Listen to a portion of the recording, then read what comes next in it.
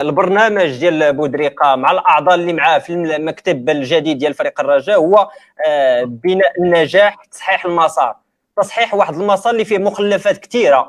يعني هذه سنوات اكيد تصحيح المسار يتطلب وقت كافي من اجل العوده، لانه هذا الورش كبير ديال فريق الرجاء راه ما فيهش الفريق الاول فقط، فيه الاكاديميه، فيه التسويق لاسم النادي، فيه اعاده التوازن المالي، والنقطه المهمه اللي بزاف الناس كيهضروا عليها اللي هي المحيط ديال فريق الرجاء.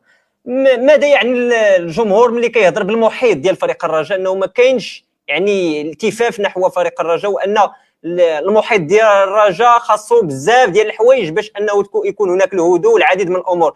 ماذا يقصدون، وانت اقرب للرجاء السي مجد الدين، ماذا يقصد الكثيرين بمحيط فريق الرجاء؟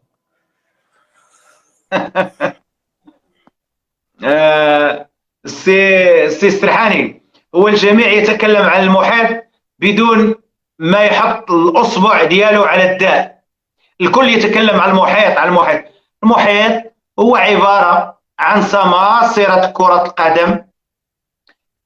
ممكن انه صراعات داخليه داخل فريق الرجاء. انا شوف، انت تكلمتي لي المحيط، انا غادي نفسر لك المحيط عبر الموقع ديالكم المحترم. اشنا هو المحيط وماذا يقصد به المحيط وشكون هما الناس اللي كيكونوا هذا المحيط. المحيط ديال فريق الرجاء البيضاوي دائما ما يعرف عدم استقرار، ودائما محيط فريق الرجاء البيضاوي لا يحب الاستقرار داخل فريق الرجاء البيضاوي.